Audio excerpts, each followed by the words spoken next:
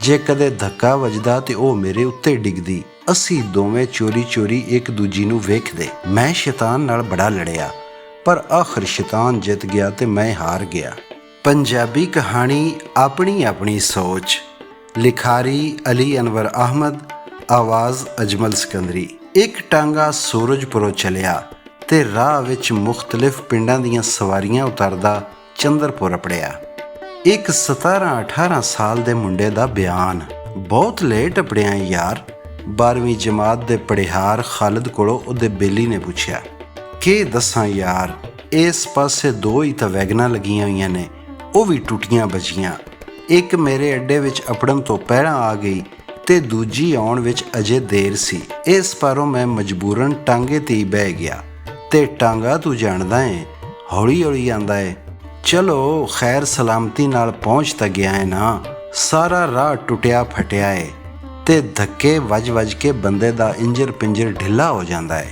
ਮੈਂ ਤਾਂ ਯਾਰ ਬੜਾ ਠੀਕ ਆਇਆ, ਸਗੋਂ ਰਾਹ ਦੇ ਖੱਡਿਆਂ ਨੇ ਮੇਰੀ ਬੜੀ ਮਦਦ ਕੀਤੀ। ਰਾਹ ਦਿਆਂ ਖੱਡਿਆਂ ਨੇ ਤੇਰੀ ਮਦਦ ਕੀਤੀ? ਇਹ ਕੀ ਪਿਆ ਕਹਿੰਦਾ ਏ? ਬੜੀ ਮਜ਼ੇਦਾਰ ਗੱਲ ਏ ਯਾਰ। ਅਸੀਂ ਟਾਂਗੇ ਵਿੱਚ ਬੈਠੇ ਸਾਂ ਤੇ ਸਾਰੇ ਬੰਦੇ ਸਾਂ, ਇੱਕ ਵੀ ਜ਼ਨਾਨੀ ਸਵਾਰੀ ਨਹੀਂ ਸੀ। ਟਾਂਗਾ ਭਰਿਆ ਹੋਇਆ ਸੀ, ਸਿਰਫ ਇੱਕੋ ਸਵਾਰੀ ਦੀ ਸੀਟ ਖਾਲੀ ਸੀ ਤੇ ਉਹ ਵੀ ਪਿਛਲੇ ਪਾਸੇ। ਇੰਨੇ ਚਿਰ ਨੂੰ ਇੱਕ ਜ਼ਨਾਨੀ ਆ ਗਈ। ਜ਼ਨਾਨੀ ਵੀ ਮੈਂ ਤਾਂ ਆਖਿਆ ਏ ਕਿ ਉਹ ਵਿਆਹੀ ਹੋਈ ਸੀ, ਨਹੀਂ ਤਾਂ ਉਹ ਤੇ ਬਿਲਕੁਲ ਕੁੜੀ ਸੀ, ਬਸ ਮੈਥੋਂ 2-3 ਸਾਲ ਹੀ ਵੱਡੀ ਹੋਵੇਗੀ। ਤੈਨੂੰ ਕਿਵੇਂ ਪਤਾ ਕਿ ਉਹ ਵਿਆਹੀ ਹੋਈ ਸੀ? ਉਹਨੇ ਆਪ ਦੱਸਿਆ ਸੀ। ਬੈਠਣ ਤੋਂ ਪਹਿਲਾਂ ਹੀ ਦੱਸ ਦਿੱਤਾ? ਪੂਰੀ ਗੱਲ ਤੇ ਸੁਣ ਲੈ, ਤੈਨੂੰ ਆਪੇ ਪਤਾ ਲੱਗ ਜਾਏਗਾ ਕਿ ਉਹਨੇ ਕਿਸ ਵੇਲੇ ਦੱਸਿਆ ਸੀ। ਅੱਛਾ ਸੁਣਾ। ਮੈਂ ਟਾਂਗੇ ਦੇ ਪਿਛਲੇ ਪਾਸੇ ਬੈਠਾ ਹੋਇਆ ਸਾਂ। ਮੇਰੇ ਨਾਲ ਇੱਕ ਹੋਰ ਉਦੱਕੜ ਬਾਬਾ ਬੈਠਾ ਹੋਇਆ ਸੀ।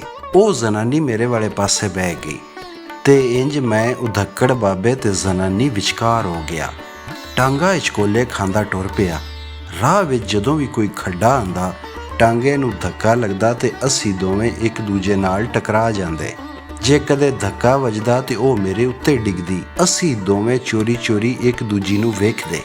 ਮੈਂ ਸ਼ੈਤਾਨ ਨਾਲ ਬੜਾ ਲੜਿਆ, ਪਰ ਆਖਰ ਸ਼ੈਤਾਨ ਜਿੱਤ ਗਿਆ ਤੇ ਮੈਂ ਹਾਰ ਗਿਆ। ਉਹ ਕਿਸ ਤਰ੍ਹਾਂ? ਉਹ ਇਸ ਤਰ੍ਹਾਂ ਕਿ ਇੱਕ ਵਾਰੀ ਜਦੋਂ ਮੇਰੇ ਉੱਤੇ ਡਿੱਗੀ ਤਾਂ ਮੈਂ ਹੌਲੀ ਜਿਹੀ ਉਹਦੇ ਪੱਟ ਤੇ ਹੱਥ ਰੱਖ ਕੇ ਨੱਪਿਆ। ਉਹਨੇ ਗੁੱਸਾ ਨਾ ਕੀਤਾ।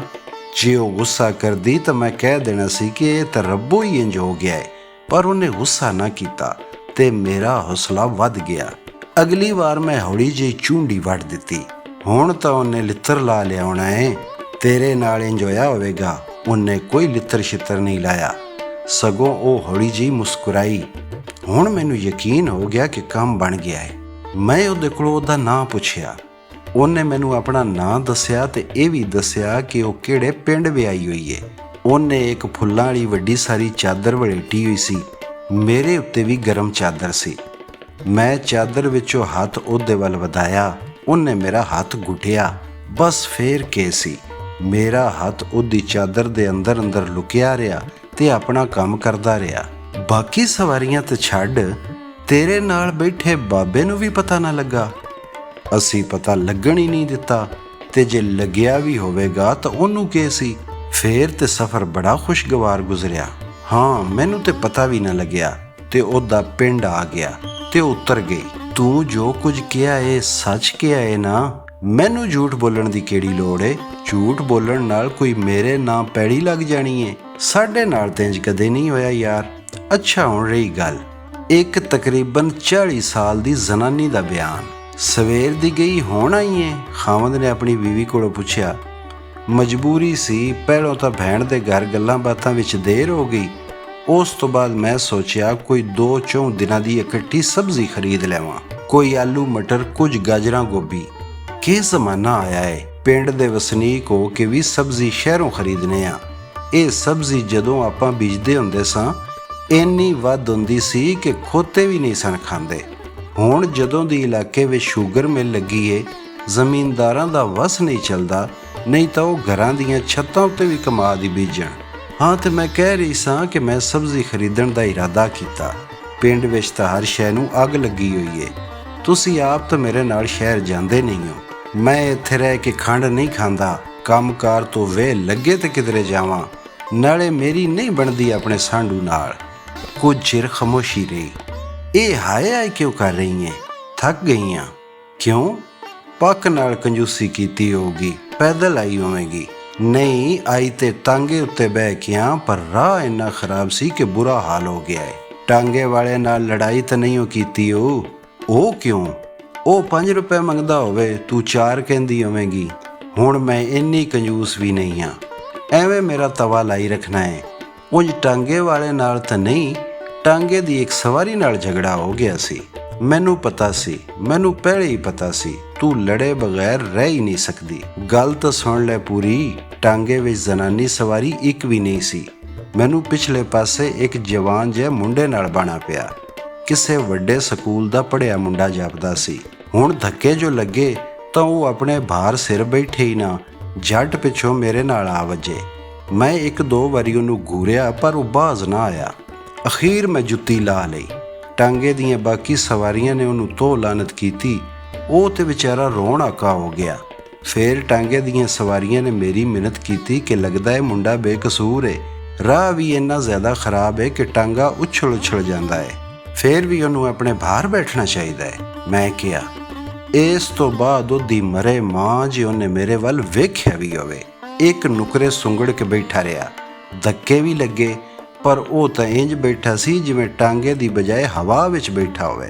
ਐਵੇਂ ਨਾ ਹਰ ਇੱਕ ਨਾਲ ਲੜਦੀ ਫਿਰਿਆ ਕਰ। ਰਾਹਾਂ ਵਿੱਚ ਲੜਨ ਵਾਲੀਆਂ ਜ਼ਨਾਨੀਆਂ ਨੂੰ ਲੋਕ ਚੰਗਾ ਨਹੀਂ ਸਮਝਦੇ। ਲੈ ਐਵੇਂ ਹੀ ਨਾ ਲੜਦੀ ਫਿਰਿਆ ਕਰ। ਲੜਦੀ ਨਾ ਤੇ ਹੋਰ ਕੀ ਕਰਦੀ? ਉਹ ਤੇ ਅਗਾਂਹ ਹੀ ਵਧਿਆ ਜਾ ਰਿਹਾ ਸੀ। ਤੂੰ ਵੀ ਬਸ ਮੇਰਾ ਹੀ ਗੁਨਾਹ ਬਣਾਉਂਦਾ ਹੈ। ਇਹ ਨਹੀਂ ਪੁੱਛਿਆ ਹੀ ਪਈ ਉਹ ਕੌਣ ਸੀ ਤੇ ਉਹਨੇ ਮੈਨੂੰ ਛੇੜਨ ਦੀ ਜੁਰਤ ਕਿਸ ਤਰ੍ਹਾਂ ਕੀਤੀ। ਤੂੰ ਕੋਈ ਗੁੜ ਦੀ ਡਲੀ ਨਹੀਂ ਜਿਹਨੂੰ ਉਹ ਮੂੰਹ ਵਿੱਚ ਪਾ ਲੈਂਦਾ। ਗਜ਼ਬ ਖੁਦਾ ਦਾ ਚਿੱਟਾ ਦਿਨ, ਉੱਤੋਂ ਸਵਾਰੀਆਂ ਨਾਲ ਭਰਿਆ ਟਾਂਗਾ। ਉਹਨੇ ਤੈਨੂੰ ਛੇੜ ਕੇ ਕੀ ਲੈਣਾ ਸੀ? ਤੇ ਮੈਂ ਕੋਈ ਝੂਠ ਬੋਲ ਰਹੀ ਹਾਂ? ਨਹੀਂ, ਤੂੰ ਸੱਚ ਬੋਲ ਰਹੀ ਹੈ। ਮੈਂ ਮੰਨਿਆ ਬਾਬਾ, ਮੇਰੀ ਤੌਬਾ। ਤੂੰ ਜਿੱਤੀ, ਮੈਂ ਹਾਰਿਆ। ਕੋਈ ਰੋਟੀ ਟੁੱਕਰ ਦਾ ਵੀ ਖਿਆਲ ਹੀ ਕਿ ਕਹਾਣੀਆਂ ਹੀ ਸੁਣਾਉਂਦੀ ਰਵੇਂਗੀ। ਮੈਂ ਤਾਂ ਆਟਾ ਗੁੰਨਣ ਲੱਗੀ ਸਾਂ, ਤੂੰ ਹੀ ਸਵਾਲ ਜਵਾਬ ਕਰਨ ਲੱਗ ਪਿਆ। ਕੋਚਵਾਨ ਦਾ ਬਿਆਨ। ਬਸ ਇੰਨੇ ਕੁ ਰੁਪਈਏ? ਕੋਚਵਾਨ ਦੀ ਬੀਵੀ ਨੇ ਮਾਯੂਸੀ ਭਰੀਆਂ ਨਜ਼ਰਾਂ ਨਾਲ ਆਪਣੇ ਖਾਵੰਦ ਵੱਲ ਤੱਕਿਆ। ਰੱਬ ਦਾ ਸ਼ੁਕਰ ਕਰ ਅੱਲਾ ਲੋਕ, ਫੇਰੇ ਕਿੰਨੇ ਲੱਗੇ ਨੇ? 2। ਇੱਕ ਵਾਰੀ ਗਿਆ ਤੇ ਇੱਕ ਵਾਰੀ ਆਇਆ। ਇਸ ਰੂਟ ਤੇ 2 ਤਾਂ ਵੈਗਨਾਂ ਨੇ, ਫਿਰ 10-12 ਟਾਂਗੇ ਨੇ। ਸਾਰਿਆਂ ਨੂੰ ਢਿੱਡ ਲੱਗਾ ਹੋਇਆ ਹੈ। ਆਪਣੀ ਵਾਰੀ ਨਾਲ ਹੀ ਆਣਾ ਸੀ। ਵੈਗਨ ਵਾਲੇ ਤਾਂ ਹੁਣ ਜਿਹੀ ਫੇਰ ਜਾਂਦੇ ਹੋਣਗੇ ਸਵਾਰੀਆਂ ਦਾ। ਹਾਂ, ਅੱਗੇ ਪਿੱਛੇ ਤੇ ਛੱਤ ਉੱਤੇ ਵੀ ਬੰਦੇ ਇੰਜ ਚੰਬੜੇ ਹੁੰਦੇ ਨੇ ਜਿਵੇਂ ਥਿੰਦੀ ਰੋਟੀ ਦੇ ਚੱਪੇ ਨੂੰ ਕੀੜੀਆਂ। ਇੱਕ ਵੈਗਨ ਜਦੋਂ ਭਰੀਜ ਕੇ ਜਾਂਦੀ ਏ ਤਾਂ ਘੰਟਾ ਸਵਾਰੀ ਨਹੀਂ ਲੱਭਦੀ। ਬਸ ਅੱਲਾ ਦੀ ਆਸ ਤੇ ਬੈਠੇ ਰਹੀਦਾ ਏ। ਉਹ ਤਾਂ ਪੱਥਰ ਵਿੱਚ ਕੀੜੇ ਨੂੰ ਵੀ ਰਿਜ਼ਕ ਦਿੰਦਾ ਏ, ਬਿਲਕੁਲ ਦਿੰਦਾ ਏ। ਪਰ ਅੱਜ ਪੈਸੇ ਬਹੁਤ ਥੋੜੇ ਨੇ। ਪੱਕ ਨਾਲ ਤੂੰ ਚਾਹ ਪੀ ਲਈ ਹੋਵੇਗੀ। ਐਵੇਂ ਸ਼ੱਕ ਨਾ ਕਰਿਆ ਕਰ ਬੜੀਏ ਲੋਕੇ। ਜਿੰਨਾ ਸ਼ੱਕ ਕੀਤੇ ਉਹ ਗੁੰਮਰਾਹ ਹੋਏ। ਤੂੰ ਜਾਣਦੀ ਏ ਮੈਂ ਚਾਹ ਦਾ ਨਸ਼ਈ ਨਹੀਂ ਆ। ਘੋੜੇ ਵਾਸਤੇ ਘਾਹ ਲਿਆਂਦਾ ਸੀ, ਉਹ ਤੇ ਤੂੰ ਰੋਜ਼ ਲਿਆਣਾ ਏ, ਪਰ ਅੱਜ ਪੈਸੇ ਬਹੁਤ ਹੀ ਥੋੜੇ ਨੇ। ਉਹ ਗੱਲ ਇੰਜ ਏ ਕਿ ਕਦੇ ਸਵਾਰੀਆਂ ਸੀਟਾਂ ਨਾਲੋਂ ਵੱਧ ਬਹਿ ਜਾਂਦੀਆਂ ਨੇ ਤਾਂ ਵਾਹ ਪੈਸੇ ਹੋ ਜਾਂਦੇ ਨੇ। ਤੇ ਅੱਜ ਤਾਂ ਇੱਕ ਸੀਟ ਹੀ ਖਾਲੀ ਆਈ। ਮੇਰਾ ਮਤਲਬ ਏ ਇੱਕ ਸਵਾਰੀ ਘੱਟ ਸੀ। ਉਹ ਕਿਉਂ? ਆਮ ਤੌਰ ਤੇ ਇੰਜ ਹੁੰਦਾ ਤਾਂ ਨਹੀਂ ਏ, ਪਰ ਅੱਜ ਇਹ ਹੋਇਆ ਕਿ ਮੇਰੇ ਟਾਂਗੇ ਵਿੱਚ ਸਾਰੀਆਂ ਮਰਦਾਂ ਦੀਆਂ ਸਵਾਰੀਆਂ ਸਨ। ਕਵੇਲਾ ਹੋ ਰਿਹਾ ਸੀ। ਉੱਤੋਂ ਅਗਲੀ ਵਾਰੀ ਵਾਲਾ ਛੇਤੀ ਮਾਰ ਰਿਹਾ ਸੀ। ਮੈਂ ਇੱਕ ਸਵਾਰੀ ਘੱਟ ਲੈ ਕੇ ਟੁਰ ਪਿਆ।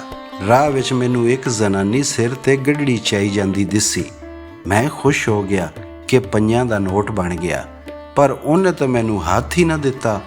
ਅਖੀਰ ਮੈਂ ਆਪ ਉਹਦੇ ਕੋਲ ਜਾ ਕੇ ਟਾਂਗਾ ਠੱਲ ਲਿਆ ਤੇ ਉਹਨੂੰ ਕਿਹਾ, ਬੈਠੋ ਭੈਣ, ਪਿਛਲੇ ਪਾਸੇ ਇੱਕ ਸੀਟ ਖਾਲੀ ਏ। ਪਰ ਉਹਨੇ ਇਨਕਾਰ ਕਰ ਦਿੱਤਾ। ਉਹਦੇ ਕੋਲ ਪੈਸੇ ਨਹੀਂ ਹੋਣੇ, ਹੋ ਸਕਦਾ ਏ ਇੰਜ ਹੀ ਹੋਵੇ। ਪਰ ਉਹਨੇ ਕਿਹਾ, ਮੈਂ ਤਾਂ ਨਹੀਂ ਬਹਿੰਦੀ ਬੰਦਿਆਂ ਨਾਲ। ਮੈਂ ਇਹਨੂੰ ਕਿਹਾ, ਭੈਣ ਜੀ, ਇਹ ਬਾਬਾ ਤੁਹਾਡੇ ਪਿਓ ਦੀ ਬਜਾ ਏ ਤੇ ਇਹ ਮੁੰਡਾ ਤੁਹਾਡੇ ਪੁੱਤਰਾਂ ਭਰਾਵਾਂ ਵਰਗਾ ਏ, ਬਹਿ ਜਾਓ। ਪਰ ਉਹਨੇ ਸਾਫ਼ ਇਨਕਾਰ ਕਰ ਦਿੱਤਾ। ਫਿਰ ਮੈਂ ਸਮਝਿਆ ਸ਼ਾਇਦ ਇਹਦੇ ਕੋਲ ਪੈਸੇ ਘੱਟ ਹੋਣ। ਮੈਂ ਉਹਨੂੰ ਕਿਹਾ, ਭੈਣ ਜੀ, ਜੇਕਰ ਤੁਹਾਡੇ ਕੋਲ ਪੈਸੇ ਘੱਟ ਨੇ ਤਾਂ ਕੋਈ ਗੱਲ ਨਹੀਂ, ਤੁਸੀਂ 5 ਦੀ ਬਜਾਏ 4, ਚਲੋ 3 ਰੁਪਏ ਦੇ ਦੇਣਾ। ਪਰ ਉਹਨੇ ਫਿਰ ਵੀ ਇਨਕਾਰ ਕਰ ਦਿੱਤਾ। ਸਵਾਰੀਆਂ ਮੇਰੇ ਨਾਲ ਲੜਨ ਲੱਗ ਪਈਆਂ ਕਿ ਸਾਨੂੰ ਕਵੇਲ ਹੋ ਰਹੀ ਏ, ਤੂੰ ਖਾਮਖਾ ਥਾਂ ਖਲੋਤਾ ਜਾਂਦਾ ਏ। ਇੰਜ ਮੈਨੂੰ ਇੱਕ ਸਵਾਰੀ ਘੱਟ ਹੋਣ ਦਾ ਘਾਟਾ ਪੈ ਗਿਆ। ਬੜੀ ਖਰਾਬ ਸੀ ਉਹ ਜ਼ਨਾਨੀ, ਜੇ ਬਹਿ ਜਾਂਦੀ ਤਾਂ ਕੀ ਸੀ, ਬੜੀ ਪਾਕ ਸਾਫ ਬਣਦੀ ਪਈ ਸੀ। ਅਖੇ ਮੈਂ ਨਹੀਂ ਬਹਿੰਦੀ ਬੰਦਿਆਂ ਨਾਲ, ਵਿੱਚੋਂ ਭਾਵੇਂ ਉਹਦਾ ਦਿਲ ਬੈਠਣ ਤੇ ਕਰ ਰਿਹਾ ਵੇ, ਪੱਕ ਨਾਲ ਉਹਦੇ ਕੋਲ ਪੈਸੇ ਨਹੀਂ ਹੋਣੇ, ਤੇ ਜੇ ਹੈ ਸਨ ਫੇਰ ਉਹਨੇ ਕੰਜੂਸੀ ਕੀਤੀ ਹੋਵੇਗੀ। ਚਲੋ 3 ਰੁਪਈਏ ਕਿਸੇ ਕੰਮ ਆ ਜਾਣਗੇ। ਤੂੰ ਉਹਦੇ ਦਿਲ ਦੀਆਂ ਗੱਲਾਂ ਕਿਸ ਤਰ੍ਹਾਂ ਜਾਣਦੀ ਏ? ਮੈਂ ਔਰਤ ਹਾਂ ਤੇ ਔਰਤ ਹੀ ਔਰਤ ਦੇ ਦਿਲ ਦੀਆਂ ਗੱਲਾਂ ਠੀਕ ਤਰ੍ਹਾਂ ਜਾਣਦੀ ਏ।